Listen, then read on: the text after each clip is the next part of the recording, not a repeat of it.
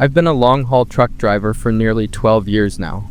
I've seen my fair share of weird things on the road, shadows moving where they shouldn't, strange figures standing by the highway in the dead of night, even headlights that seem to follow me for miles before vanishing without a trace.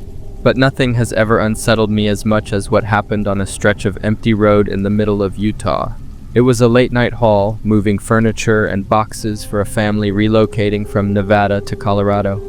I left just before sundown, planning to drive through most of the night and make it to their new place by morning. The first few hours were uneventful, just me, the hum of the truck, and miles of open road stretching into the darkness. Around 2 a.m., I was driving through an area with no towns or exits for miles. The road was flanked by desert on either side, an endless expanse of sand and rock that seemed even more desolate under the moonlight. That's when I saw it. A figure was standing on the side of the road, just barely visible in the glow of my headlights.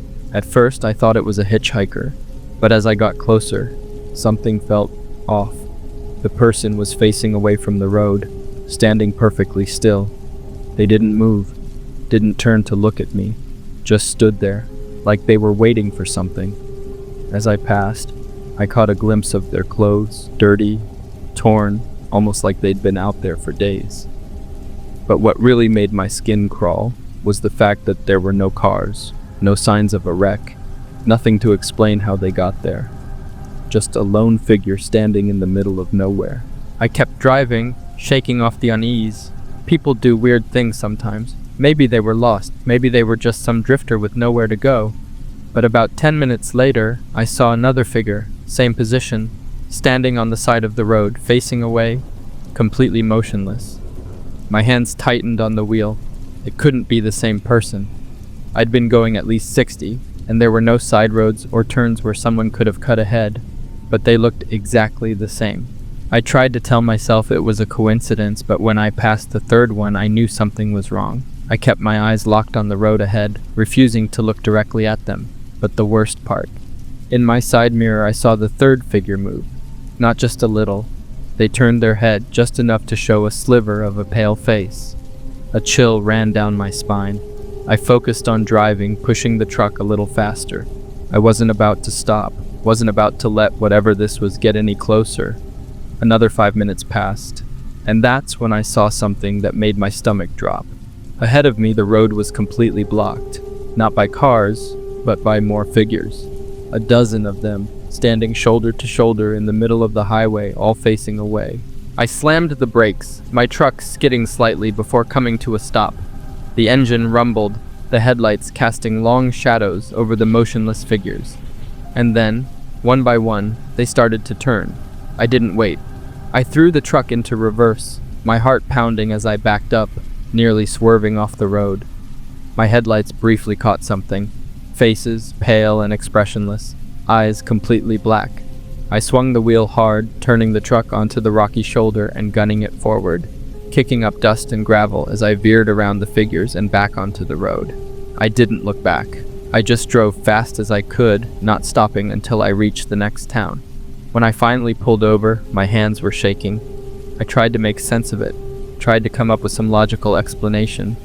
Maybe I was overtired. Maybe it was some kind of elaborate prank. But deep down, I know that's not true. Because when I checked my truck's dash cam the next morning, the footage cut out completely, right before I reached them. I've always loved foggy nights. There's something calming about watching the thick mist roll in, swallowing everything in its path. My 8-year-old son, Ryan, shares that fascination. Whenever the fog gets heavy, we sit on the front porch, wrapped in blankets, watching the world disappear before our eyes. This happened on a chilly October night. The fog was so thick you could barely see past the porch steps. Ryan and I sat outside with mugs of hot chocolate, listening to the distant sound of crickets and the occasional rustling of leaves. It was peaceful, almost too quiet. Ryan was the first to notice something was off. "Dad," he whispered, tugging at my sleeve. "There's someone out there."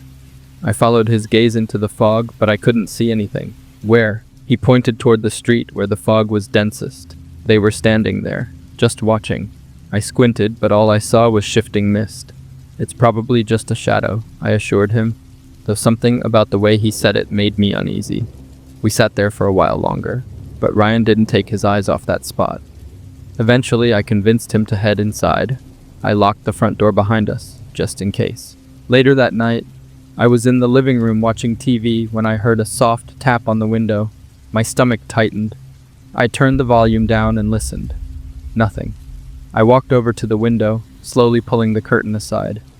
For a moment, all I saw was my own reflection against the glass. Then, as another streetlight flickered, I saw it. A figure, standing on the sidewalk, facing the house. It was motionless, too still. I felt my breath catch. The fog swirled around it, making it hard to tell if it was a man or something else. I stepped back from the window and checked the locks on the door. Everything was secure. Maybe it was just someone passing through. But if that were the case, why were they standing so still and staring? I hurried to check on Ryan. He was fast asleep, unaware of what I had just seen. I didn't want to wake him, so I quietly left his room, deciding to keep an eye on things from the living room. Hours passed. The fog was still thick, but the figure was gone. I felt a strange sense of relief, though it didn't last long. Just as I was about to turn off the lights and head to bed, Ryan's scream pierced through the house. I ran to his room, my heart pounding. He was sitting up in bed, shaking, his eyes wide with fear. "He's at my window," he stammered. I spun around, staring at the window above his bed. The fog made it hard to see, but as another streetlight flickered, I saw movement, a shadow shifting right outside. Without thinking, I yanked the blinds shut and grabbed the nearest thing I could use as a weapon, a fireplace poker from the hallway. I stormed outside, adrenaline drowning out my fear. The porch light cast a dim glow, barely cutting through the fog. I scanned the yard, the sidewalk, even the driveway. Nothing. But then, just as I was about to go back inside, I heard it. A whisper, too faint to make out, coming from the fog. I didn't wait to hear more. I locked every door, every window. That night, Ryan slept in my bed. I didn't sleep at all. By morning, the fog had lifted and everything looked normal, but I knew what I saw. And so did Ryan. Whoever or whatever was out there, they never made a sound, and that was the part that scared me the most. I'm a 25-year-old guy, and a couple of years ago, I worked for a food delivery service while finishing up college. It was an easy way to make money, and I liked that I didn't have to make small talk with passengers like an Uber driver would. Most of my deliveries were to college students, ordering late-night food, so I usually worked between 7 p.m. and 2 a.m. One Friday night, around 11:30 p.m., I got an order to deliver to a house about 10 minutes away from a main road. The name on the order was just M, which was weird, but people used initials sometimes. When I arrived at the location, the house looked off. It wasn't run down or abandoned, but there were no lights on inside or out, no cars in the driveway. The whole area felt too quiet. I pulled into the driveway and sent a message through the app letting them know I had arrived. No response. After waiting a minute, I decided to just get out and drop the food at the door. As I stepped out, I heard a soft, distant noise, like something moving in the trees behind the house. I tried to ignore it and walked up to the porch. That's when I noticed the front door. It was slightly open, just enough to see inside. I froze. The air felt heavy, like something was watching me. I placed the bag on the ground, took a quick picture for proof, and turned to leave. But before I reached my car, a voice whispered from the darkness, "You forgot the drink." My whole body tensed. I hadn't seen or heard anyone come to the door. My instinct screamed at me to leave, but I turned my head slightly, just enough to glance back. The door was open wider now, and in the darkness, I could see the shape of someone standing just inside. They weren't moving. They weren't reaching for the food. They were just standing there, too still, barely even breathing. I slowly backed toward my car, pretending I hadn't noticed them. It's in the bag," I said quickly, fumbling for my door handle. The person didn't respond, just stood there, barely visible in the dark. I got in, locked my doors, and put the car in reverse. As my headlights swept across the front yard, I saw something that made my stomach drop. There were footprints in the dirt leading from the trees, but they didn't go to the house. They went to my car. Before I could react, something slammed against my back window. A face, wide eyes, a twisted grin. I hit the gas. My tires screeched as I flew backward out of the driveway. I barely looked back as I sped off, my hands shaking.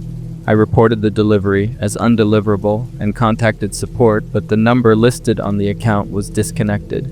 A couple of days later, curiosity got the better of me, and I looked up the address. The house had been vacant for months. No one was supposed to be living there. I don't know who I saw that night, but I never worked late night shifts again. It was a late night at work, and by the time I finally left the office, it was almost midnight. The weather had taken a nasty turn, strong winds, heavy rain, and occasional flashes of lightning cutting across the sky. My car, an old 2007 Honda Civic, wasn't exactly built for this kind of weather, but I just wanted to get home. The drive was eerie. The roads were nearly empty, and the rain was relentless, hammering against my windshield so hard that even with my wipers on full blast, visibility was awful. I had to slow down to 40 miles per hour, gripping the wheel tightly as my headlights barely cut through the downpour. Then, just as I was passing a stretch of dense forest, I saw movement. A figure dressed in soaked, dark clothing darted across the road right in front of my car. My heart nearly jumped out of my chest. I slammed on the brakes, yanking the wheel to avoid hitting them, but my tires lost traction on the wet pavement. My car spun out of control, skidding off the road and slamming sideways into a ditch. The impact rattled me. My head hit the side window, and for a moment I just sat there, dazed. The engine sputtered before shutting off, leaving me in complete silence except for the sound of rain pounding against the roof. I blinked a few times, trying to shake off the shock, then turned my attention back to the road. The person who had run across, where were they? I reached for my phone, my hands shaking. First I tried my brother. No answer. Then my sister. Nothing. My last option was my dad. After several rings, he finally picked up, his groggy voice filled with concern as I quickly explained what had happened. He told me he was on his way and to stay inside the car, keeping the doors locked. I followed his advice, locking every door before nervously scanning my surroundings. The forest was nothing but a black void beyond my headlights, and the rain made it impossible to see anything clearly. I tried to shake the feeling that someone, whoever had run into the road, was still out there. Minutes passed. My dad hadn't arrived yet, and the uneasy silence inside my car felt suffocating. Then, from the corner of my eye, I noticed something move. I turned my head sharply to the left, toward the driver's side window. A pale, drenched face was staring at me. I screamed, jerking away from the window as my heart slammed against my ribs. The person, soaking wet with wide, unblinking eyes, just stood there, watching me. Their mouth was slightly open, like they were about to speak but never did. Then slowly they lifted a hand and pressed their fingers against the glass. I fumbled for my phone, dialing my dad in a panic. The call barely connected before the person outside suddenly grinned, a twisted, unnatural smile that made my stomach churn. And then, they started knocking. Soft at first, then harder, harder. The entire car shook as they pounded their fists against the door. I was hyperventilating, trying to scream at them to go away, but my voice barely worked. Then, just when I thought the window would shatter, headlights appeared from down the road. My dad's truck. The figure outside twitched at the sight of the approaching vehicle, then without hesitation, turned and sprinted back into the woods. I barely saw the dark shape disappearing between the trees before my dad pulled up behind me. I practically threw myself out of the car the moment he stepped out. He grabbed me by the shoulders, looking me over, asking if I was hurt, but all I could do was point toward the forest, my breath still shaky. There was someone here, I gasped. They were watching me. My dad narrowed his eyes and grabbed a flashlight from his truck. He shined it into the trees, sweeping the beam across the drenched leaves and mud, but there was nothing, no movement, no sign that anyone had been there at all, but I know what I saw. And before we left, as the tow truck arrived, I noticed something on the driver's side window. 5 smudged fingerprints streaked across the glass, like someone had been pressing their hand against it, and then slowly dragged it down. The town I live in almost never gets fog, so when it does, it feels like the world is wrapped in something unnatural. People slow down, headlights cut through the mist like knives, and everything seems eerily quiet. Last week, a thick fog rolled in late at night, while my friends and I were on a voice call, playing some game together. I don't remember which game. It doesn't matter now. I first noticed the fog when my window became a pale, glowing blur. It wasn't normal mist. It was too thick, too absolute. I mentioned it to my friends, and one of them joked that it looked like Silent Hill outside. We laughed, but something about it unsettled me. I got up, walked to my window, and tried to see past the glow of the streetlights. That's when I saw him, a figure, standing at the end of my driveway. He wasn't moving, just there, a tall, lanky silhouette. I couldn't make out any features, no face, no details, just an outline swallowed by the fog. I stared for a few seconds, frozen. Then, as if he could hear my thoughts, he turned and walked down the street, fading into the mist. I told myself it was just someone passing through, maybe a neighbor. Still, my hands were cold when I sat back down. I put my headset on and tried to focus on the game, but my thoughts kept drifting back to that figure. Maybe 15 minutes passed. My room was silent except for the faint chatter of my friends through my headset. Then I heard it. 3 slow knocks. Not at my door, at my window. A cold wave passed through me. My room is on the 2nd floor. I turned my head, heart pounding. The fog outside was even thicker now, but through it, I saw something, a shape pressed against the glass. I didn't move. I didn't breathe. Then, just as suddenly as it appeared, it was gone. I ripped my headset off and bolted out of my room. My house was quiet, too quiet. I checked on my little brother, still asleep. My parents' door was shut. I felt like I was losing my mind. Maybe I was. I went back to my room, double-checked the lock on my window, and sat in bed staring at the blinds. I didn't sleep. Hours passed. The fog stayed. Then my phone vibrated. A text from an unknown number. "You saw me." I nearly dropped the phone. My mouth was dry. I wanted to convince myself it was a prank, but deep down, I knew it wasn't. I didn't reply. I didn't move. I just sat there. At some point, exhaustion won. I must have dozed off. When I woke up, the fog had finally cleared. Sunlight spilled through my blinds. Everything felt normal, until I saw it. A single handprint-shaped smudge on my window, right where the figure had been, and taped below it, a note with just 3 words. "You see me." I haven't slept properly since. And every time the fog rolls in, I don't look outside. I don't want to know if he's there, because I think, deep down, I already know he is. I work as a babysitter for a family with 2 kids. Their dad passed away a few years ago, so their mom works late to support them. She's a nurse and often pulls night shifts, which means I stay over sometimes.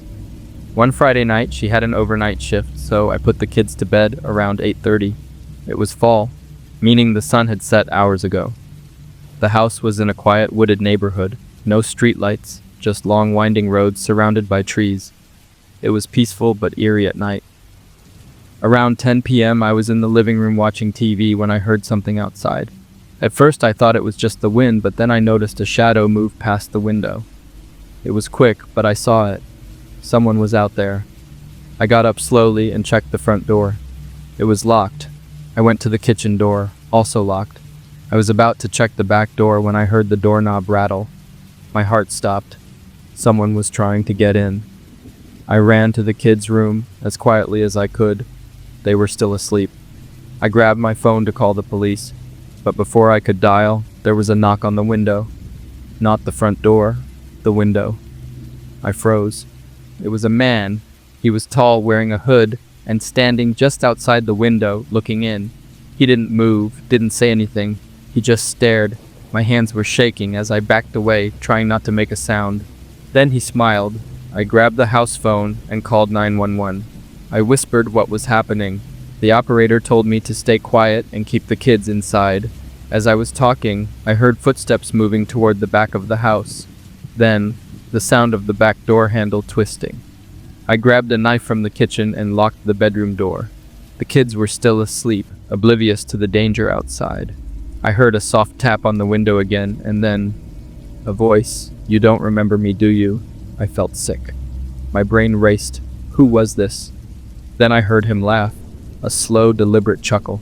I couldn't take it anymore. I whispered into the phone, "Please, please hurry." And then, silence. No footsteps. No knocking. Just the sound of my own breathing.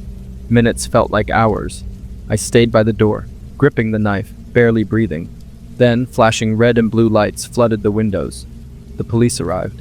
They found no one, but they did find something else, footprints, leading from the woods to the house, then back into the trees. The officers searched the area, but found nothing. They told me to keep the doors locked and stay put for the night. They left a patrol car nearby, just in case. The kids never woke up. They never knew how close we came to something terrible. The next day, their mom came home. When I told her what happened, she went pale.